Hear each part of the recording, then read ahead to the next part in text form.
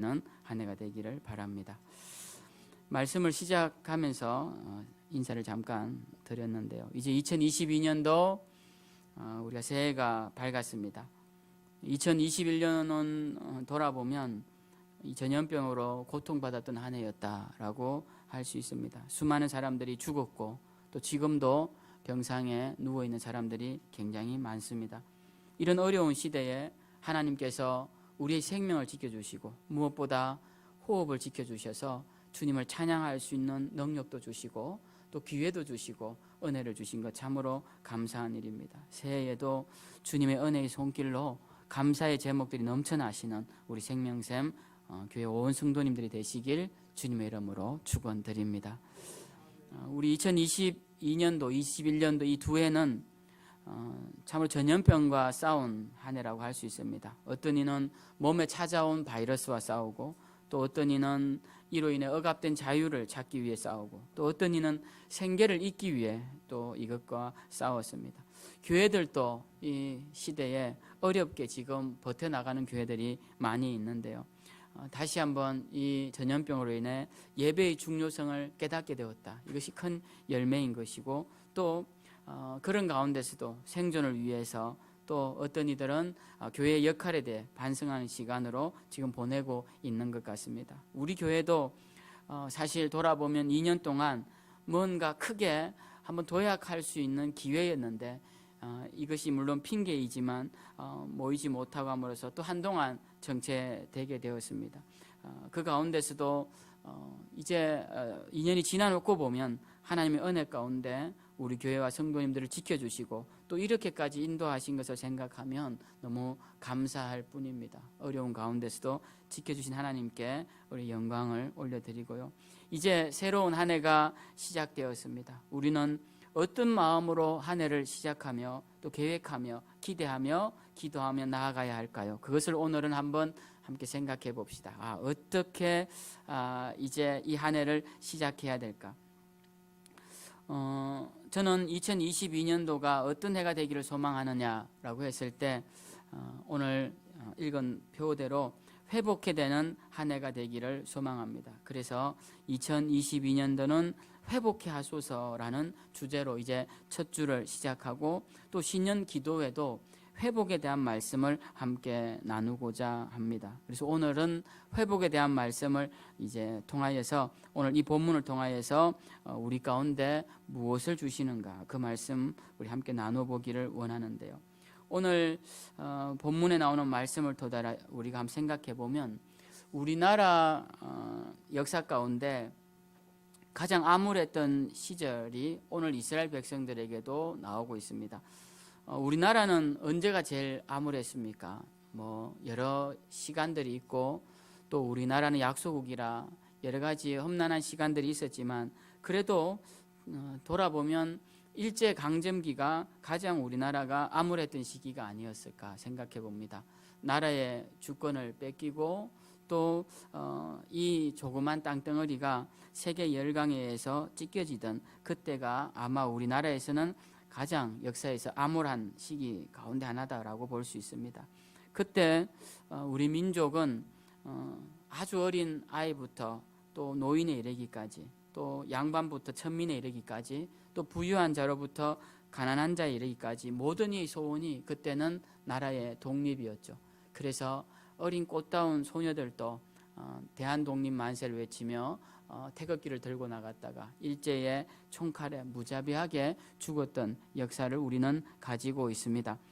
우리의 가장 암울했던 시간, 나라가 주인된 우리가 나라를 뺏겼던 그 시간이었다라고 할 수 있습니다. 오늘 우리가 읽은 이 에스라 시대도 지금 이스라엘 백성들이 나라를 뺏기고 70년 동안 포로로 살아가던 그때에 일어난 일들입니다. 이스라엘은 바벨론에 의해서 나라가 뺏겼을 때 바벨론의 포로로 붙잡혀갑니다. 그때 3번에 걸쳐서 붙잡혀가요. 수많은 사람들이 1차 포로, 2차 포로, 3차 포로를 해서 똑똑하고 지도자일수록 먼저 잡아가고 점차 그렇게 해서 많은 사람들이 바벨론으로 포로로 잡혀갔습니다. 그들은 그 포로로 잡혀간 바벨론 땅에서 우리 민족이 일제강점기 때 독립이 소원이듯이 그들의 소원은 고국으로 돌아가는 거였습니다. 그들의 나라 가나안 땅 이스라엘로 돌아가는 것, 그곳에서 하나님께 예배드리는 것이 그들의 소원이었습니다. 여러분, 이스라엘 백성들은 어떤 나라인지 여러분 잘 아실 것입니다. 그들은 우리가 잘 아는 대로 하나님께서 그 민족을 세우셨죠. 이스라엘은 아브라함의 후손들 중에 특별히 야곱의 12아들들로 구성된 그 지파들로 구성된 민족이었습니다. 하나님은 그들이 애굽에서 종살이하고 있을 때 모세를 통해 애굽을 탈출케 하시고 광야를 지나 가나안 땅으로 들어오게 하셨고, 그곳에서 하나님의 나라를 세우고 하나님의 백성들이 하나님의 이름을 부르며 살도록 만드신 나라가 이스라엘 나라였죠. 그렇기 때문에 이스라엘 백성들은 그들 나라의 정체성이 뭐냐라고 한다면 그들은 하나님을 믿고 하나님을 섬기는 자입니다. 이것이 그들의 정체성이었어요.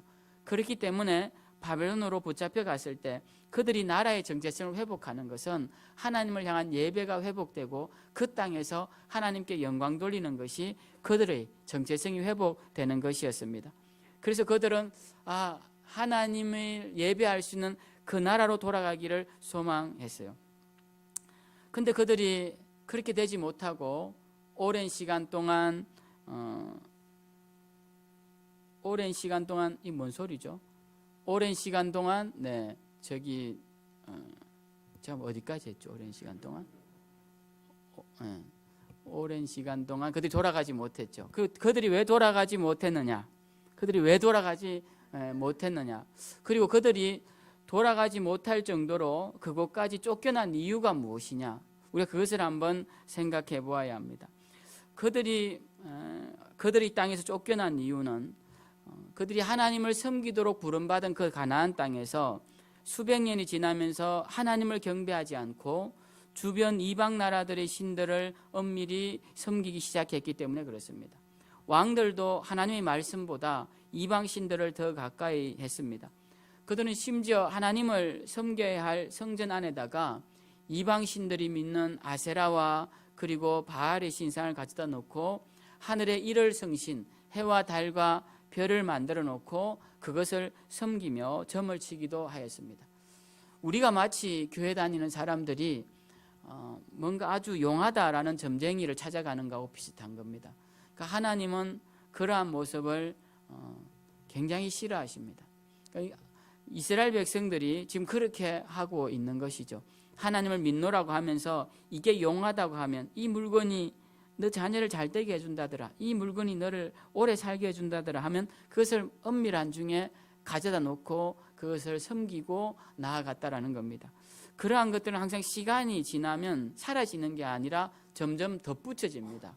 모든 잘못된 사술들은 시간이 지나면 점점 더 견고해지는 경향이 있어요. 더 많은 루머가 생기고, 예를 들면 이런 것입니다. 작은 헛소문 하나가 한 사람의 입을 통하고 그 다음 사람의 입을 통하고 자꾸 통하다 보면 엄청난 이야기로 돌아오게 되죠.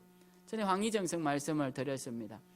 꿈에 내 엉덩이에서 조그만 새 한 마리가 포로로 나오더라라는 이야기를 아내 했더니 나중에 궁궐에 들어갔더니 임금이 정성 꿈을 꿨는데 엉덩이에서 청룡이 나왔다면서요. 그런 이야기를 하는 걸 예화로 들었던 적이 있습니다. 무엇이든지 잘못된 이야기들은 시간이 지나면 점점 부풀려지기 마련이에요. 이스라엘 백성들이 하나님 외에 다른 것들을 하나둘씩 섬길 때 점점 시간이 지나면서 더 많아집니다. 저것이 용하다 하면 저것도 갖다 놓고, 이것이 용하다 하면 이것도 갖다 놓고. 그래서 하나님 성전을 들여다보니까 하나님을 섬기는 것보다 온갖 이방신들의 신상들이 더 많게 된 것입니다. 그래서 하나님께서 선지자들을 보내셔서 너희가 그렇게 하면 안 된다. 너희가 나를 버리고 나를 의지하지 않고 세상을 의지하거나 이방신들을 의지하면 안 된다라고 계속적으로 선지자들을 보냅니다. 그렇지만 이스라엘은 계속 배도하고 배반하고 배역하며 하나님을 점점 멀리 떠나게 됩니다. 하나님은 그래도 포기하지 않으시고 계속 선지자들을 보내시면서 너희가 내 말을 듣지 않으면 주변 나라들이 나의 채찍이 되어 너희의 죄를 물을 것이다 라고 계속 경고하십니다. 그래도 그 경고를 받아들이지 않고 이스라엘은 맞으면서도 계속 멀리 도망가게 됩니다. 수많은 선지자들이 나타나죠. 우리가 잘 아는 대로 이사야 선지자, 호세아 선지자, 아모스 선지자, 미가 선지자, 하나니 선지자, 엘리야 선지자, 엘리사 선지자, 많은 선지자들이 나타납니다. 그래서 어떤 선지자들은 막 화를 냅니다. 왜 그렇게 인생을 사냐고, 왜 하나님을 잊어버리냐고 막 성질을 냅니다. 어떤 선지자 나타나서 막 울면서 붙잡습니다. 그렇게 하지 말라고, 하나님이 우리를 싸매시는데 왜 또 매맞아가면서 자꾸 가느냐고 울면서 붙잡기도 합니다. 어떤 선지자는 능력을 막 베풉니다. 봐라, 하늘에서 불이 떨어지지 않느냐, 이렇게 살아계신 하나님이 계신데도 왜 하나님을 떠나 자꾸 다른 곳으로 가느냐. 별걸 다 해도 이스라엘 백성들이 통하지 않습니다. 잠깐 귀 기울였다가 또다시 돌아가고, 또다시 이방신에게로 가고, 또다시 세상 쾌락으로 가고, 세상의 자랑으로 돌아가게 됩니다. 이게 이스라엘만 그런 것이냐? 우리도 마찬가지입니다. 우리도 우리의 심령을 늘 주님 앞에서 바로 세우고자 하지 않으면 언제 또다시 세상의 향락과 쾌락과 즐거움과 자랑과 명예와 세상의 가치관을 쫓는지 모릅니다. 말을 한번 보십시오. 저도 마찬가지입니다. 하지 말아야지 다짐하면 안 하게 되는데, 잠깐만 긴장을 풀면 어느새 하지 말아야 할 말들이 툭툭 튀어나오고, 해놓고 보면 내가 왜 또 이런 말을 하지? 또 하지 말아야지. 이러면 우리가 다짐하지 않으면 참 이 믿음을 지키기가 어렵습니다. 이 이스라엘 백성들도 들을 때는 잠깐 돌아오다가 또다시 세상 쾌락으로 돌아갑니다. 그래서 하나님이 또 선지자를 보내세요. 그렇게 하다가 이제 이스라엘 백성들이 마지막으로 그들이 멸망하기 직전에, 바벨론에 멸망하기 직전에 온 선지자가 있는데 예레미야 선지자입니다. 이 예레미야 선지자가 나와서 울면서 왕과 지도자들에게 예언합니다. 하나님을 의지하십시오. 하나님께 기도하십시오. 하나님께 나아가지 않으면 우리는 멸망할 것입니다. 지금 바벨론이 우리에게 쳐들어오는 것은 우리의 잘못 때문에 하나님께서 우리를 꾸짖기 위해 쳐들어오는 것이니까 괜히 대항하지 말고 항복하십시오. 항복하고 하나님 앞에 회개하십시오. 그리고 시간이 지나 70년이 지나면 다시 하나님이 우리를 고국으로 돌려보내 주실 것입니다. 이런 예언을 합니다. 예레미야가 이런 예언을 하자 이스라엘 백성들은 예레미야를 비난합니다. 우리에게 마치 이런 것이에요. 우리가 교회가 타락해서 일본이 우리나라를 일제강점기에 통치할 때 어떤 목사님이 나타나서 이제 일본에게 항복하십시오. 괜히 독립운동한다고 하지 말고, 어문 사람 죽이지 말고, 우리의 잘못 때문에 하나님이 일본을 들어 우리를 책망하시는 거니까 항복하고 믿음을 새롭게 하고 하나님을 의지하십시오. 누가 만약 이렇게 말했다면 그 사람은 아마 많은 사람들에게 비난을 받았을 것입니다. 예레미야가 지금 그렇게 하고 있는 상황이에요. 예레미야가 그렇게 말을 하니까 이 사람들이 매국노라고 예레미야를 비난합니다. 그리고 회개하라는 말도 듣지 않고 그들은 결국 애굽을 의지합니다. 이사야 선지자도 계속 말하죠. 우리가 수요 예배 때 보면 나오지만 제발 애굽을 의지하지 말라고 그가 계속 강조합니다. 이 예레미야도 애굽을 의지하지 말고, 꺼져가는 아수르의 능력을 의지하지 말고, 또 주변 나라들과 동맹을 맺어 바벨론과 대적하지 말고, 우리가 이것이 하나님의 채찍인 걸 알고 그냥 하나님 말씀에 순종하고 이것을 받아들여라라고 말을 합니다. 그런데 이스라엘 백성들은 결국 그 말을 듣지 않고 바벨론과 대적합니다. 주변 나라들과 규합해서 이 나라와 대적하고 애굽을 의지하고 힘이 사라져가는 아수르를 의지합니다. 결국은 바벨론이 쳐들어와서 이 성전을 다 무너뜨리고 성벽을 다 허물어버리고 그 이스라엘 왕 시드기야의 아들들을 그 왕이 보는 앞에서 다 죽이고, 그리고 그의 눈을 빼고는 그를 깨어서 쇠사슬에 올가매어서 바벨론으로 끌고 가고, 이 이스라엘이라는 나라는 그 존재조차 없을 정도로 산산이 부서지게 됩니다. 그렇게 해서 이제 나라가 멸망하고 70년이 지나갑니다. 이 70년이 지나가고 이제 세계 정세가 바뀌었어요. 바벨론에서 페르시아로 바뀌었습니다. 이 페르시아의 이제 히브리적 표현이 바사인데요. 바사왕 고레스라는 건 페르시아 왕이라는 소리입니다. 이 페르시아가 이제 바벨론을 멸망시키고 제국이 됩니다. 그리고 이 페르시아의 초대 왕이었던 고레스가 이제 제국을 통일한 뒤에 그가 맨 먼저 뭘 하느냐면 이 식민지 국가에서 잡아온 포로들을 다 자신들의 땅으로 돌려보냅니다. 그때 이스라엘 백성들도 이제 고레스가 너희도 돌아가서 너희의 하나님 여호와를 섬겨라 라고 이제 돌아가는 조서를 선포하게 됩니다. 그것이 이제 오늘 우리가 읽은 본문의 배경의 말씀이에요. 그래서 오늘 이 에스라 말씀은 이스라엘이 멸망한 후에 나오는 세 권의 역사서, 에스라, 느헤미야, 에스더의 첫 번째 성경이 에스라입니다. 저는 이 에스라 말씀을 가지고 이제 기도회 5일 동안 계속적으로 묵상할 터인데요. 이 포로로 잡혀있던 이스라엘 백성들에게 이 고레스가 선포한 이 조서의 내용이 어떤 의미가 있는지를 먼저 살펴보고, 이 말씀을 통해 우리도 무엇을 결단해야 되는지를 함께 나누어 보고자 합니다. 오늘 본문 1절을 보면 바사왕 고레스 원년에 중요한 발표를 했다고 되어 있어요. 뭐라고 되어 있느냐면 여기 보면 바사왕 고레스 원년에 예레미야 입을 통하여 하신 말씀을 이루게 하시려고 바사왕 고레스의 마음을 감동시키심에 그가 온 나라에 공포도 하고 조서도 내려, 온 나라에 공포와 조서를 하였는데 그 조서로 내린 내용이 무엇이냐 하면은 2절 3절 말씀입니다. 바사왕 고레스는 말하노니 하늘의 하나님 여호와께서 세상 모든 나라를 내게 주셨고 나에게 명령하사 유다 예루살렘에 성전을 건축하라 하셨나니 이스라엘의 하나님은 참 신이시라. 너희 중에 그의 백성된 자는 다 유다 예루살렘으로 올라가라 라고 이제 조서를 내립니다. 하나님의 백성이었던 이스라엘 백성들은 하나님을 인정하지 않고 높이지 않는데, 이 이방 나라의 대제국의 황제는 여호와 하나님을 하나님으로 인정하고 그의 백성들을 그들의 고국으로 돌아가게 했다라는 것입니다. 이 놀라운 일들이 왜 일어났느냐, 저는 오늘 거기에 초점을 맞춰보고자 합니다. 우리는 고레스가 왜 이런 일을 선포했을까 생각해 봅니다. 역사적으로는 고레스가 이 거대한 나라를 통치하기 위해서는 각 민족의 정체성을 살리면서 그렇게 통치를 하려는 방식을 택했다, 이렇게 생각하지만 성경은 뭐라고 말하느냐 하면 이렇게 말합니다. 1절에 여호와께서 예레미야의 입을 통하여 하신 말씀을 이루게 하시려고 바사왕 고레스의 마음을 감동시켰다라는 겁니다. 그러니까 바사왕 고레스가 이 정책을 핀 것은 예레미야의 예언을 이루게 하시기 위해 하셨다라는 것입니다. 여러분, 이것이 과연 가능한 이야기입니까? 예레미야가 어떤 사람이기에 예레미야의 입술을 통하여 선포된 예언의 말씀을 이루기 위해, 또 고레스는 어떤 사람이기에 이 고레스를 통해 그 예언을 이루게 하신단 말입니까? 우리는 예레미야와 고레스는 비교할 수 없는 사람임을 알고 있습니다. 세상적으로 볼 때는 정말 비교할 수 없는 사람이에요.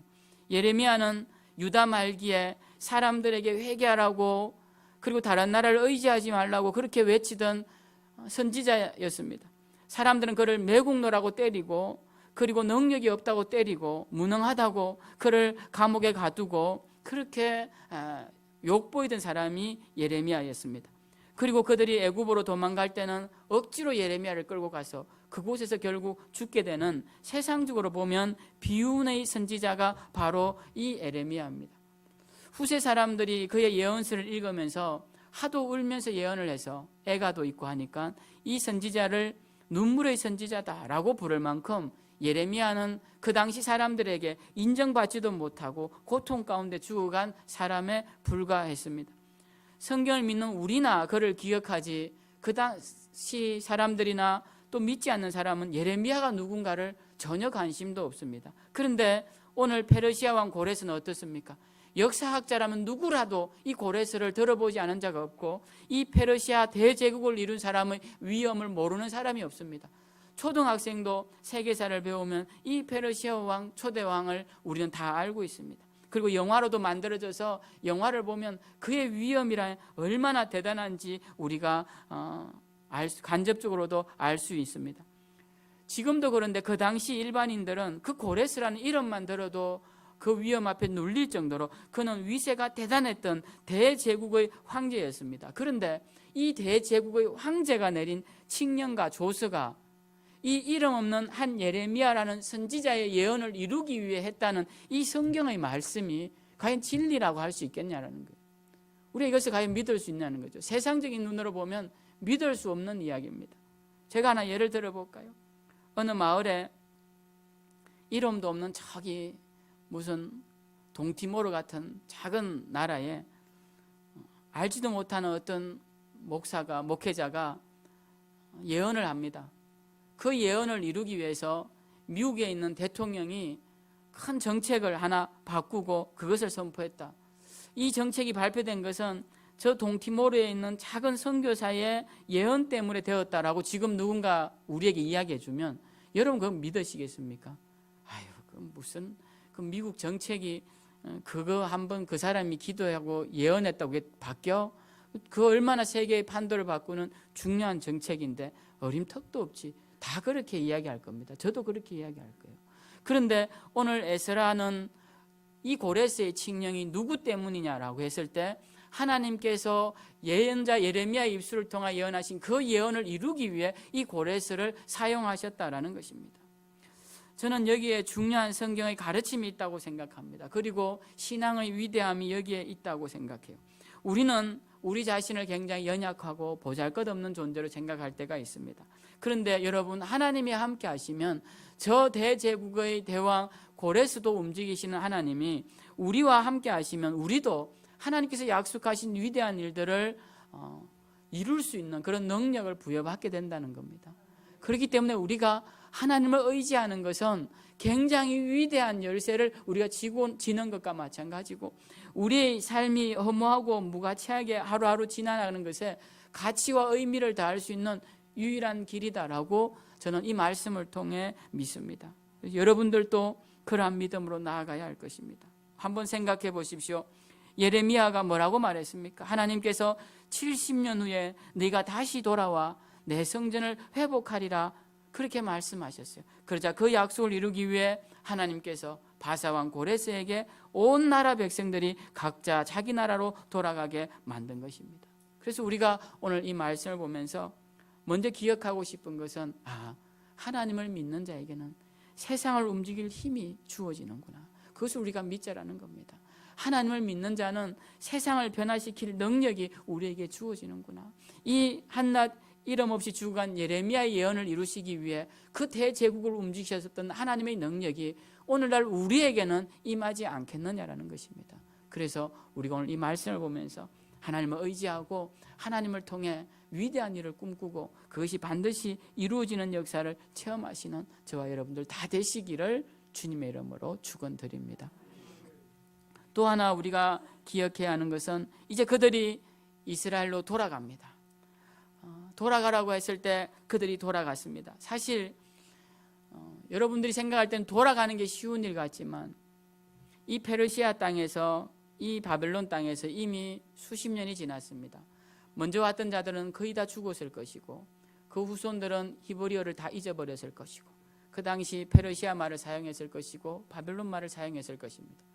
지금도 미국으로 공부하러 간 자녀들이 한국에 돌아오지 않는 경우가 굉장히 많습니다. 왜 못 돌아오느냐? 미국으로 돌아간 자녀는 오고 싶은데 그 자녀들이 한국말을 못하고 거기서 자라났으니 그 아이들을 데리고 올 용기가 없는 겁니다. 그게 쉬운 일이 아니에요. 그들은 낯선 나라인 겁니다. 여기는 할아버지 할머니의 나라야 좋지만 자기들은 한국말도 못하고 문화도 모르고 외국 문화에 젖어 있는데 돌아오기가 쉽지가 않아요. 근데 이 페르시아에 있던 이스라엘 백성들도 마찬가지입니다. 그곳에서 이미 자리를 잡았고 그 아이들을 데리고 오기가 쉽지가 않았을 것인데 그들은 하나님의 나라로 그리고 하나님의 백성으로 하나님의 성전을 짓기 위해 돌아갔다라는 것입니다. 이제 에스라 2장에 보면 돌아간 사람이 누군지에 대한 이름이 쫙 나옵니다. 누구 자손 몇백 명, 누구 자손 몇십 명, 누구 자손 몇천 명, 그 숫자를 1단위까지 다 해가 세워가지고 그들이 몇 명이 이스라엘로 돌아갔는지를 기록하고 있습니다. 그만큼 돌아간 것이 중요하다는 거예요. 그들이 기억으로 남겨둘 만큼 역사적 가치가 있는 중요한 결단이었다는 것입니다. 우리도 오늘 말씀을 통해서 돌아가야 합니다.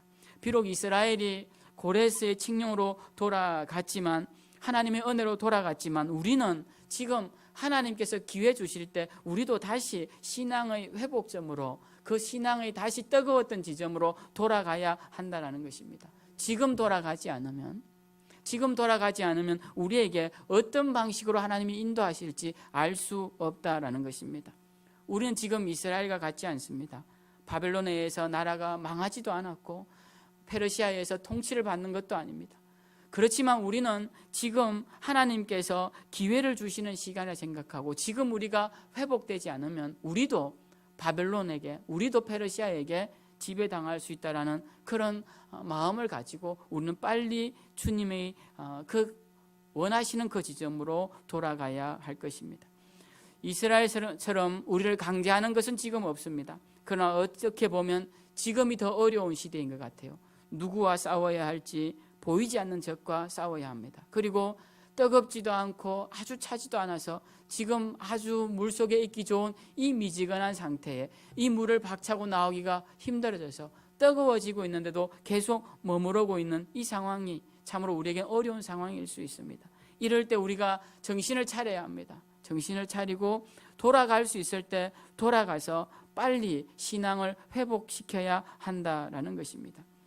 2022년 여러분은 어떤 한 해가 되기를 바랍니까? 이 한 해가 2000년이 시작될 때, 그 새로운 뉴 밀레니엄이라고 부르던 그 2000년이 시작될 때, 그때로부터 벌써 22년이 지나갔습니다. 그때 어떻게 했습니까? 수많은 사람들이 세상이 멸망한다고 말하고 우리도 두려운 마음으로 주님을 기다렸던 그 시간이 20년이 지나갔습니다. 그리고 이 2022년도도 또 그렇게 한 해가 지나가게끔 내버려두면 안 됩니다. 올 한 해는 뭔가 내 신앙의 분기점이 되어야 하고 내 신앙의 변곡점이 되어야 합니다. 그래서 정말 이 2022년도는 정말 주님 앞에 영광을 돌리는 내 인생의 정말 귀한 날, 하나님 앞에 정말 아름다운 한 해가 되도록 우리가 이 날을 회복의 날로 바꾸고 회복의 해로 바꾸어야 할 것입니다. 저는 여러분들 가운데 젊은 날 뜨거웠던 주님을 향한 기도와 헌신이 있던 분들을 제가 알고 있습니다. 저는 여러분들에게 그것이 회복되기를 권면합니다. 여러분들이 젊은 날 내가 이렇게 했습니다, 교회를 위해 이렇게 했습니다, 그런 마음이 있다면 이제 2022년도는 그 마음을 다시 회복시켜서 우리 생명샘교회에 제가 그런 마음으로 그런 열정으로 다시 한번 사명 감당하겠습니다, 그렇게 헌신하는, 그렇게 결단하는 한 해가 되기를 바랍니다.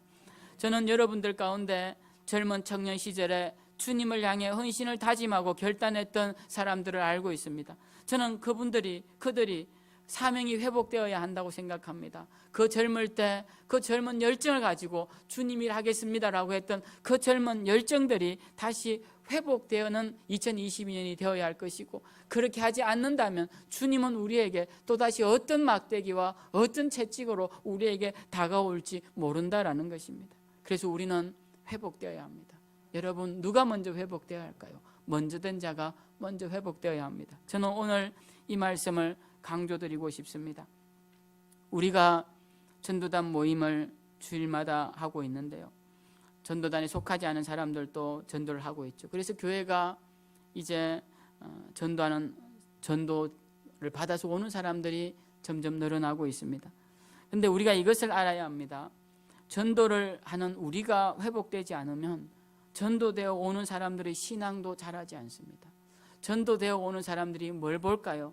나를 전도한 저 권사님, 나를 전도한 저 장로님, 나를 전도한 저 집사님이 기도를 저렇게 열심히 하네, 교회 다니면 저렇게 기도를 하는가 보다.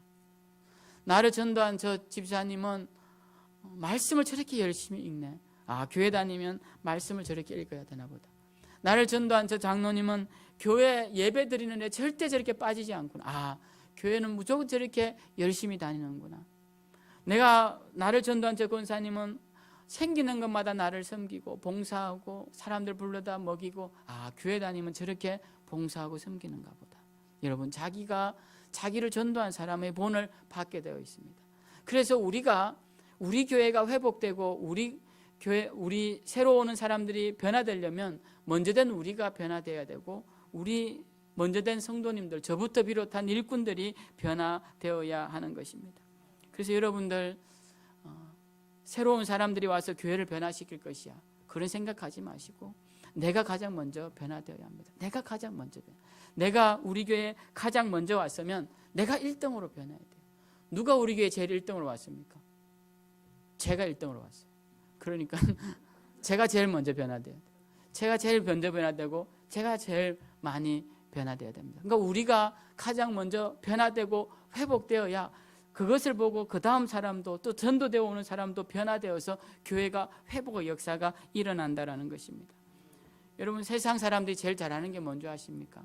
남 뒤따라가는 겁니다. 제가 운전을 하면서 그거 참 많이 느끼는데요. 차선이 4차선이 있어요. 도로를 가면, 고속도로 가면 램프까지 하면 5차선까지 있는 데가 있습니다. 제가 이렇게 서 있으면 이 줄이 막히는데도 계속 이 줄에 서 있는 사람이 있어요.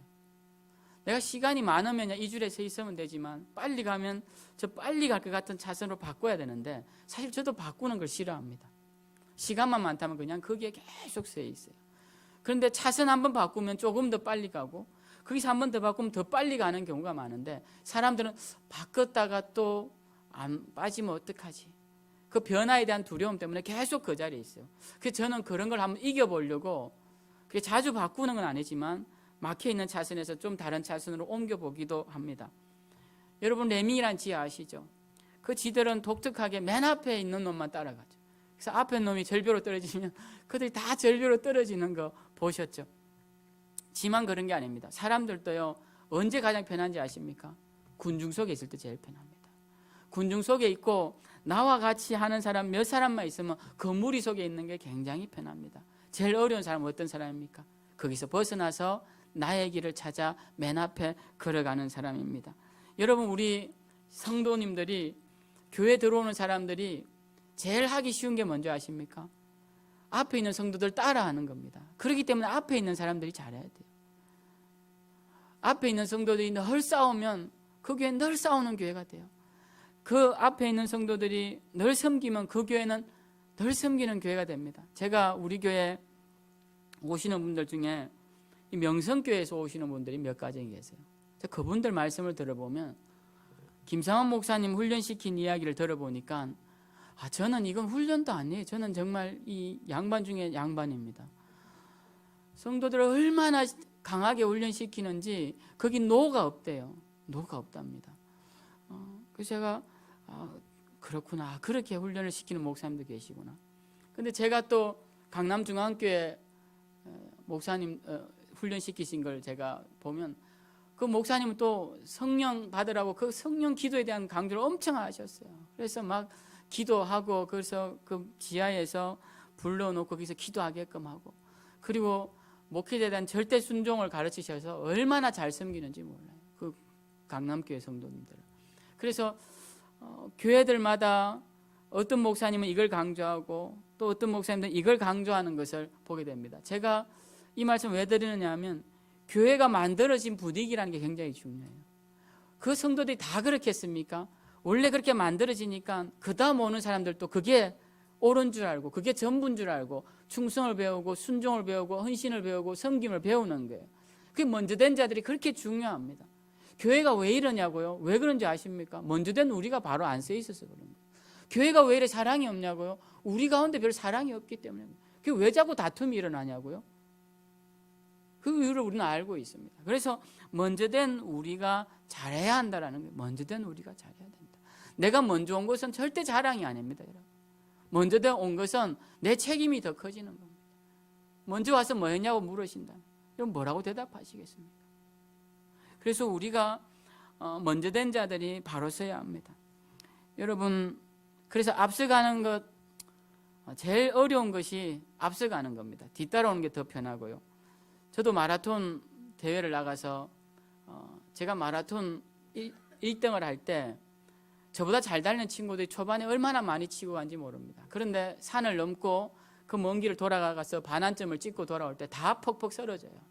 페이스 조절을 못하고 너무 빨리 달렸기 때문에. 그래서 제 앞에 가던 친구들이 다 중간에 쉬거나 쉬는 사이 다 달리죠. 그리고 포기하거나 그렇게 했습니다. 여러분, 만약 마라톤 경기를 감상하시면 마라톤 1등 하는 사람은 절대 초반에 앞에 가지 않습니다. 중반에도 앞서가지 않습니다. 마지막 가서 앞에 나오지 항상 누군가의 뒤를 따라가고 있습니다. 그만큼 뒤따라가는 게 페이스 조절하는 게 쉬워요. 만약 한 팀이 여럿이 나와서 그 팀이 달리고 있는 것을 보시면 그중에 제일 잘 달리는 사람은 두 번째나 세 번째 가는 사람이에요. 그 맨 앞에 있는 사람은 이 뒤에 있는 사람을 1등 시키기 위해 달리는 사람입니다. 그런 사람들을 페이스 메이커라고 그래요. 그 사람들은 그 목적으로 나온 겁니다. 앞에 달리면서 조금 더 빨리 달리고 자기 페이스보다 더 빨리 달려서 이 사람이 편하게 올 수 있게끔. 사이클도 마찬가지입니다. 앞에 가는 페이스 메이커가 있어요. 이 사이커들은 속도가 빠르기 때문에 앞에 가는 선수가 바람까지 막아줍니다. 그렇게 해서 뒷선수를 우승시키기 위해 달려가는 선수들이 있다는 거예요. 여러분, 우리 전도하는 사람들이 누굽니까? 페이스메이커예요.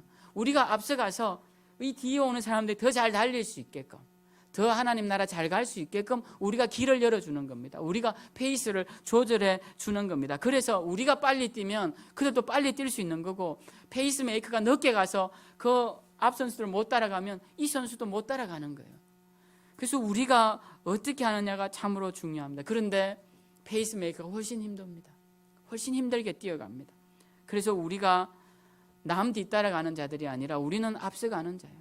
우리 뒤에 오는 자들을 잘 인도할 자라는 생각을 가지고 우리는 우리의 삶의 모습을 잘 정돈하며 본이 되는 모습으로 뛰어가야 한다는 것입니다. 그래서 교회는 먼저 된 자들이 회복되어야 합니다. 여러분, 제가 설교할 때마다 자주 말씀드리지만 설교 들으면서 저분이 들었어야 되는데 오늘 교회를 안 왔네, 그런 생각 절대 하지 마십시오. 그런 분 없습니다. 그런 분 없고, 설교는 항상 여러분 자신이 들어야 할 내용입니다. 전하는 저와 듣는 여러분들이 들어야 할 설교의 내용이에요. 이 말씀에서 열애되는 사람은 단 한 명도 없습니다. 나는 열애일 거라 그렇게 생각하지 마십시오. 하나님이 눈으로 보시기에 여러분들의 잘못이 얼마나 큰지 몰라요. 사랑으로 덮으시니까 가는 것이지 절대 그렇지 않습니다. 우리는 지금 페이스메이커 역할을 제대로 하고 있는지 우리 스스로를 돌아봐야 돼요. 그리고 혹시 나 때문에 믿음이 떨어진 자가 없는지를 돌아봐야 합니다. 내 입술 때문에, 내 행동 때문에, 내 눈빛 때문에, 내 태도 때문에 그들이 신앙생활 혹시 상처받지 않았는지 우리는 돌아보아야 한다는 것입니다. 우리는 먼저 온 사람이 회복되어야 합니다. 신앙의 뿌리가 있다고 하는 사람들이 먼저 회복되어야 합니다. 우리가 먼저 설 때 내 신앙의 걸음을 보고 내 자녀들도, 내 손자 소녀들도, 그리고 내 신앙의 후배들도 그 발자국을 따라 걸어올 것입니다. 저는 이제 신년 기도회를 내일부터 이 말씀 가지고 5일 동안 전할 겁니다. 회복하자는 주제로 5일 동안 전할 텐데요. 여러분, 돌아가자 할 때 돌아가야 합니다. 그런데 제가 한 말씀 더 드리고 싶은 것은 돌아가는 것만이 능사가 아닙니다. 돌아가는 것만이 능사가 아니에요. 우리나라가 일제강점기 때 모든 이의 소원이 독립이었습니다. 그렇게 소망한 독립이 이루어지고 무엇이 일어났습니까? 6.25 전쟁이 일어났습니다. 그 6.25 전쟁은 일제강점기 때 죽은 사람들보다 훨씬 많은 사람들이, 그것도 일본 외적에 의해서나 또는 이방인에 의해서 죽은 것이 아니라 같은 형제요, 같은 동네 사람이요, 같이 살던 사람의 손에서 죽고 같은 민족의 손에서 죽었던 우리 인류 역사상 가장 비극적인 사건이었습니다. 그게 언제 일어났습니까? 독립된 뒤에 일어난 것 아닙니까? 무조건 돌아간다고 되는 게 아닙니다. 이스라엘 백성들이 그냥 돌아가자 해서 돌아간다고 되는 게 아닙니다. 돌아가서 무엇을 하느냐가 중요합니다. 무엇을 회복시키느냐가 중요해요. 독립된 뒤에 어떻게 이 나라를 이끌고 나아갈지가 중요한데 우리에겐 그것이 없었습니다. 그것이 없었기 때문에 우리는 큰 아픔을 겪었던 것이죠. 이스라엘 백성들이 돌아가서 무엇을 할까요? 저는 5일 동안 그걸 살펴봅니다. 그래서 5일 동안 그들이 회복시킨 5가지를 나눠보고자 합니다. 먼저는 성전을 회복시켰습니다. 오늘 고레스가 이 이스라엘 백성들에 돌아가서 뭘 하라고 합니까? 너희의 하나님 여호와의 성전을 건축하라라고 3절에 되어 있습니다. 오늘 우리가 읽은 이 에스라 1장 3절의 말씀, 너희가 가서 뭘 회복할 거냐라는 거예요. 성전을 건축하라는 겁니다. 그래서 성전이 회복돼야 합니다. 성전이 회복돼야 돼요. 성전이 무엇인지는 제가 내일 또 말씀을 드리겠지만 눈에 보이는 것이에요. 그래서 여러분, 가장 회복하기 좋은 게 뭔지 아십니까? 형식을 회복하는 겁니다. 눈에 보이기 때문에. 보이지 않는 것을 회복시키는 것은 굉장히 어렵습니다. 보이는 것부터 회복시켜야 돼요. 예배 시간이 있으면 예배 시간에 와서 예배를 드리는 그 형식부터 회복시켜야 한다는. 그 다음에 무엇을 회복해야 합니까? 지성소를 회복해야 됩니다. 여러분, 하나님의 성전 안에 가장 깊은 곳에 무엇이 있습니까? 지성소가 있죠. 그 지성소 문은 딱 한 번 1년에 딱 한 명만 들어갑니다. 그리고 들어가서 무엇을 합니까? 하나님을 만납니다. 두려운 마음으로. 그래서 이 지성소의 회복이라는 것은 하나님과의 만남의 회복이에요. 하나님의 임재의 회복입니다. 그것이 회복되어야 하는 것이죠. 세 번째, 무엇이 회복됩니까? 에스라가 제사를 회복시킵니다. 이스라엘 백성들이 이방신을 섬기던 그 제사의 방식을 가지고 오자 에스라가 이스라엘 백성들에게 참된 제사를 어떻게 드리는지를 회복시키는 내용들이 에스라서에 나오고 있습니다. 그리고 네 번째는 그동안 읽지 못해 알지 못했던 율법서를 꺼내들고 그들에게 율법을 회복시킵니다. 말씀을 회복시키는 거예요. 그리고 마지막으로는 맨 늦게 온 느헤미야가 예루살렘 성벽을, 성전이 아닌 성벽을 회복시킵니다. 이 성벽을 회복시키는 것이 어떤 의미인지를 우리가 다시 한번 생각해 보면 알 수 있어요. 신앙의 울타리를 회복하는 겁니다. 신앙의 울타리가 있는 사람들은 사탄 마귀가 오면 그 울타리가 일단 막아주지 않습니까? 그것이 회복돼야 돼요. 우리 아주 교만한 것 중에 하나가 우리 사탄과 싸워 얼마든지 이길 수 있어. 물론 이길 수 있겠죠. 믿음으로. 근데 너무 교만히 그렇게 말하지 마십시오. 그건 모를 일입니다. 정말 하나님 느슨하게 의지하다 보면 그 긴 줄에 흔들리다가 배 떨어지는 것처럼 우리 믿음이 떨어질 수가 있어요. 그러니까 우리가 항상 믿음의 견고한 진을 만들고 그리고 울타리를 치고 그리고 거기에 여러 가지 방비할 수 있는 것들을 만들어야 합니다. 그게 뭡니까? 느헤미야가 만든 성벽이라는 것이에요. 그래서 이 5일 동안 이 주제로 말씀을 나눌 터인데요. 우리가 오늘 이 말씀을 통하여서 먼저는 하나님께 돌아가야 된다. 회복되어야 할 마음으로 돌아가야 된다. 무엇이 회복되어야 되냐? 우리의 심령이 다시 한번 회복되고 신앙이 회복되고 먼저 된 자들이 회복되어야 된다라는 거 기억하시고 2022년도는 이제 새해를 시작하지 않습니까? 여러분 결단하는 마음으로 해야 돼요. 분명히 회복해야 된다. 이 어떤 간절한 마음으로 그렇게 소원으로 기도로 하셔서 2022년도는 정말 주님의 은혜가 회복되고 능력이 회복되고 비전이 회복되어서 주님의 놀라운 역사들이 우리 삶 가운데 우리 교회 가운데 넘치도록 임재하시기를 주님의 이름으로